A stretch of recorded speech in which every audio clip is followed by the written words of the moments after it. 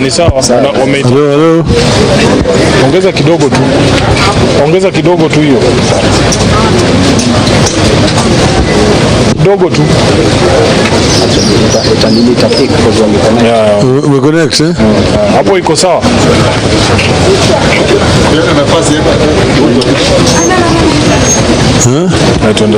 Okay, now we have come to Kenyatta National Hospital and we have found out that the 34 victims were brought here to Kenyatta National Hospital with different degrees of injuries.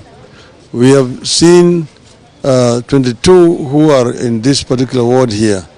They are being treated, and we've seen that they are taking good care of all the patients here. These people have, some of them have got very serious injuries. We've been told that 4 of those who are brought here have actually lost their lives. We have made a contribution like we did where we were before, of 12,000 shillings for each, 20,000 shillings for each of the victims here. But we are saying that we want the national government to also get involved.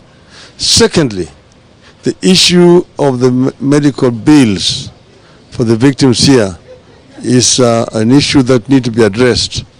We have been told that the county government gave a waiver in all those institutions that are under the care of the county government. We want the national government to do the same here, to also waive the bills for all the victims who have been brought to this hospital here.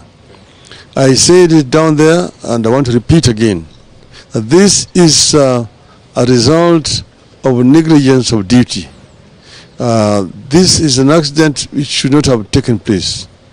If the authorities charged the responsibility of inspection and supervision did their jobs, there's no reason why an institution handling dangerous materials like LPG should be put within the vicinity of a residential area. This actually goes against what we call the Factory Inspectorate Act, and this should not have been allowed. The fact that this institution has been there for more than a year shows that some people are sleeping on their jobs. This is something that is very worrying indeed, because you're placing the lives of many Kenyans at risk. And when a thing like this happens, it's when you realize. But we know that there are several other institutional solutions around the city of Nairobi and the other part of the country which are similar to what has just caused this disaster here today. We want to tell the government to not to sleep on duty. Officers who have been charged the responsibility and not doing them, like these ones here, are criminals. And they should be charged in the court of law and put to prison. So we don't want to see what has now become like a normal practice within this government. That's, the culprit says he's surrendering himself, and then he's going to come up with all sorts of excuses, and then he's taken to court. Eventually you see that the DPP is withdrawn the case because there's no evidence. This has become a standard practice in this government. We must condemn it in the strongest terms possible. We don't want the lives of our people to be put at risk because some people are sleeping on their jobs. As the Mio, we condemn what has happened, and we say that this should not be happening in the future. Thank you. Thank you very much. Finally, we have produced 3 million shillings, which we are sharing with all the victims here. And we are urging the national government to come in and also make contributions. Most of these people have lost their livelihoods, so they have also lost their houses. So the government should try to find shelter for these people. I said it there before, and I want to repeat again. There's already affordable housing scheme that has been completed. Let these people be the first beneficiaries and tenants of that scheme. So we urge Mr. Ruto to come out and act instead of just shouting at the State House. Thank you very much.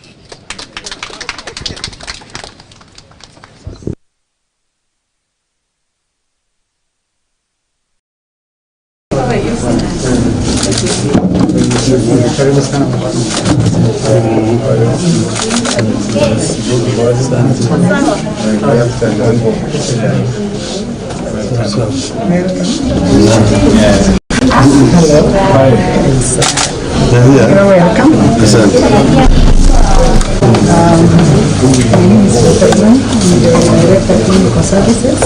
We are just visiting. We have with us our board members. Yes. Our two board members. Dr. Odinga, representing PS Health, and Professor Usani.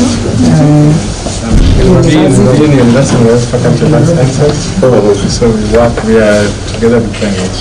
Oh, good. We also see how the patients are doing and how they're being cared for. So we just come to see whether the hospital is doing the right, is taking good care of them. Yes, and they have indicated to us the treatments they are giving, and so far they are doing well. They have a heavy patient load. Some of them are in theatre, but others are being attended to in daycare, and others will be released in daycare, but others will go to theatre.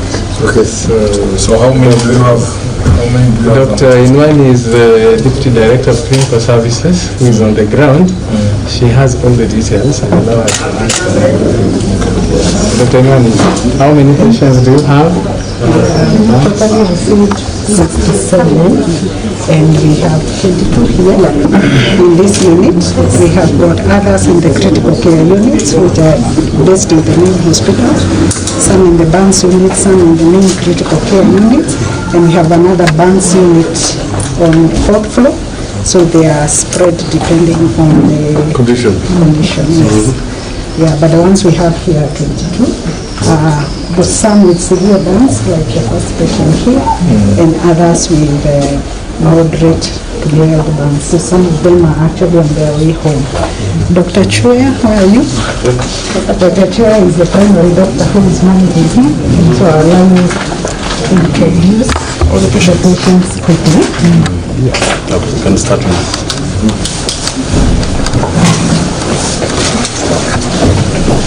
This is John Jerry. John Jerry sustained burns on her face primarily, but she had no inhalational burns. So she has been cleaned, dressed. There's a special dressing that she has, can't clearly see supplemental dressing. She has been discharged to be followed up in the eye clinic and the plastic surgery clinic. She had to go home.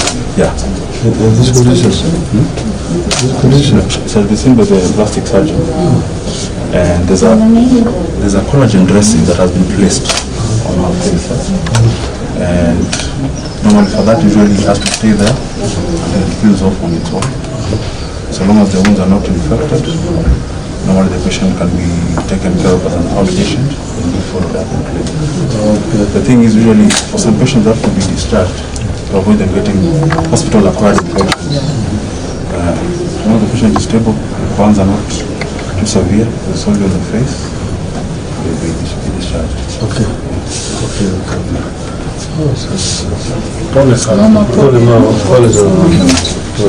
Also social issues, children at home, the earlier you can get them out of the hospital, the better. Okay. But now also they have to process the discharge, and as long as the intakes they will stay here until it is either their way waived.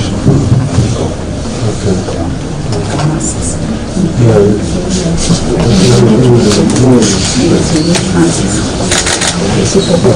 Baba amewaletea kitu, tutapangia wale ambao wako tu hapa. Nataka at least tuwawachie kitu so that at least because wako na watoto nyumbani na other relatives, wakikuja kuwaona wanaweza ona venye wanasaidika kidogo. So for the 22 who are admitted, the 22 are here, yes, but we have 34 in the yes. hospital. Now let's talk of the 34. So all the 34, tumeshamaliza kuwaona. We talk with you. Kando at least every person atapewa 20,000 utawapatia for the 34. So utawacha kwa mkono yako kutoka contribution ya baba. Yeah. Then we also need a list of those ones that we've given, so that we also don't also give again, because we have to also take care of others. Yeah. Thank you.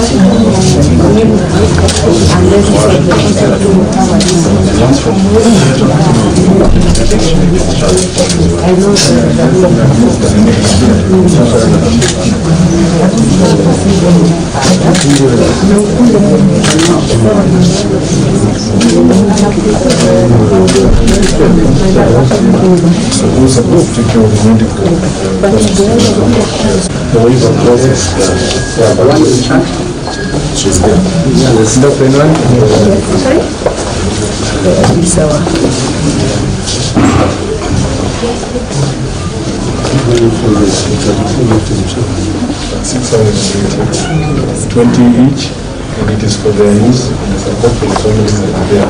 As we have a conversation with Dr. here about what the government is doing, because at least the county government and we the bills for the county hospitals. This is a facility under the national government. I don't know what commitments they have given you so far. What we have received in kind through the Ministry of Health. Therefore, we are yet